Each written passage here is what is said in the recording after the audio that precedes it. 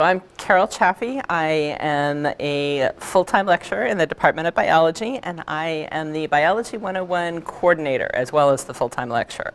So I have responsibility for about 20 sections of Biology 101 as well as about the 22 to 26 sections of Biology 101 lab. But we do have anywhere from 10 to 12 instructors that teach this course, and we try to work as a team when we make decisions. So I think it was about 2 or 3 years ago, one of our instructors, Cindy Duong, was working at the Faculty Development Center on her certificate on OERs. And she came and talked to me and said, hey, I'm going to be teaching 101 in the summer when there's only one section and one instructor. I'd like to try out OER and see how that works. And so I said, great, let's do that. Worked out great in the summer, so we had her do a pilot. We did a survey where we got a few instructors who were teaching with our traditional old style textbook, and we surveyed the students in those sections as well as in Cindy's 2 sections where she was using the OpenStax OER option. We had a lot of students in our traditional section that said, oh, I don't really use the book. Gee, I feel like I spent a whole lot of money on the book and it wasn't worth it. Lots of comments kind of on that vein. And of course, nobody in Cindy's sections where they were using OER had those kind of comments, because they were like, oh, I love that we didn't have a cost for the book and it made it easier for me to get access to it, and oh, I could get it on my phone as a PDF. All of these very, very positive comments. So that was when we decided, well, for fall of 2019, we're going to roll it out to all of our sections. And we got some support to help faculty convert all of their slides and other course materials from the old Phelan text from Macmillan into using materials that are related to the OpenStax. And basically the idea that we had when we were doing that pilot was, unless there's a very compelling reason to stay with the traditional materials, as long as it seems like the OER option would be acceptable, let's go ahead and try it in all the sections. The book were in use when I arrived at Cal State Fullerton in 2015, and I surveyed people who have been here a lot longer. The longest tenured person goes back to the early 2000s, and nobody can quite remember how long we used it, but they think it's around the 7 to 8 year range. And prior to using that particular textbook, they were using another traditional biology introductory text. We wanted to use a book that was comprehensive and that we weren't the first guinea pigs to be using it. We're using the OpenStax Concepts of Biology, which is introductory, but it's kind of geared toward a non-major population as opposed to a major population where they're going to be going on and taking additional biology courses. One of the big things that's a struggle when you move to OER is knowing that resource is going to stay around. And OpenStax is very well supported. They have a lot of grants. They're down at Rice University. They're not going anywhere. And they're used in a lot of different institutions. So that was a book that, as an OER option, was a pretty safe option as opposed to some of the other OER options where, you know, if we went to moving to something else and then they disappeared next year, then we have to go through this whole effort all over again. And we didn't think that was a big risk with OpenStax. My personal experience was it's awesome and works out very, very well. Getting free course materials where we can kind of add things in. I feel less bad when my students haven't paid $90 for a textbook to say, you know what, in this section of the book, they really don't explain it very well, but this site on genetics that's at the University of Utah does a fantastic job. So I'm going to have you go and look there instead of on the textbook. And students don't seem to have a problem with that. I can put all the links on Titanium. It's not like I'm making it a problem for them. I just don't feel like, oh, you've spent all this money on a textbook and I'm having you go and look someplace else for other things. We got grants for all of the individual instructors to convert their materials, their course slides, etc. And I know for my own course, it took about a solid week during the summer of doing nothing but changing out all of the images and things like that on my slides. And a lot of those I used were figures from the OpenStax book, but then sometimes the OpenStax book didn't have quite the right figure that I was looking for.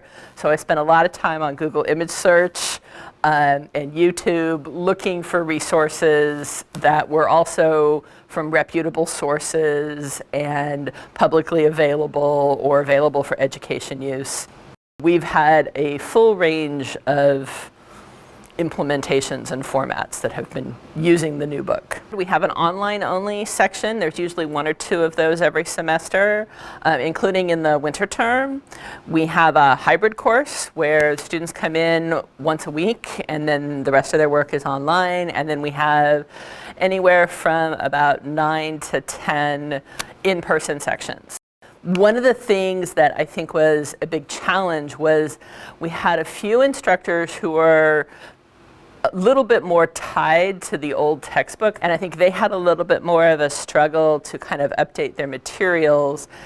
And in many ways, that's actually a very positive outcome that has nothing to do with student success, really. It's just changing from this idea of teaching to the textbook to teaching to fulfill the learning objectives. What is it that we want students to get out of this class?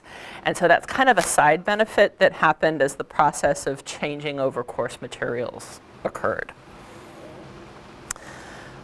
Students were very, very positive, and that's one of the things in the pilot program because they were so positive in their feedback. And the feedback that I got from my own students last semester, I had about a little over 170, was all very, very positive. And what we're hoping to find out this semester when we go and we look at the kind of how you use the course materials comments that students have on their SOQs, we can look across all of the different faculty who are using the course materials in very, very different ways and find out how do students feel about that and have some rigorous data that we can look at and cite. From my own classes, I know they were looking at the textbook more often than with the traditional textbook, so that's at least a positive. I wouldn't say that it had a huge impact on my student success. My course GPAs are around the same. They're within kind of the expected range that I usually get, but I think student attitudes improved, and so that's definitely a positive. The old textbook, the cheapest option, which was the online-only option, was around $80. And the most expensive option, which was the traditional hardback, paper-bound textbook, was around $120. We have approximately 1,500 students taking Biology 101 in some format every semester. So you multiply out $80 times 1,500, but it's a little bit less than $150,000 for the students every single semester. And we have 1,500 in the fall, 1,500 in the spring, and usually around 80 to 100 in the summer. So that adds up to be pretty significant. I think the best thing about the OpenStax and any OER option really is that I don't have to feel obligated. I don't have this kind of obligation to my students where they've spent all this money on this course materials. I need to use what's in those course materials. I kind of need to teach to the course materials. Now I feel a little more freedom to say, pick and choose what that particular set of course materials is doing to help my students learn what I want them to learn. One of the areas when you go into OER, it can kind of feel like the wild, wild west. You don't have this textbook vendor that is giving you all of these resources that they have produced these videos and things like that. But there is a lot of good content out there. You just have to have somebody go and kind of be the curator. And as coordinator for the lecture, that's what most of my responsibility is. And this summer, I'm going to be teaching a wildlife conservation course, our Biology 318. And there is a fabulous textbook that is completely OER and online from the Society for Conservation Biology, and that's what I'm planning on using as my textbook. We have a set of learning objectives that we use across all of our sections, and I think we would want to have a conversation about how we implement those learning objectives and how the textbook is just another tool in the toolbox.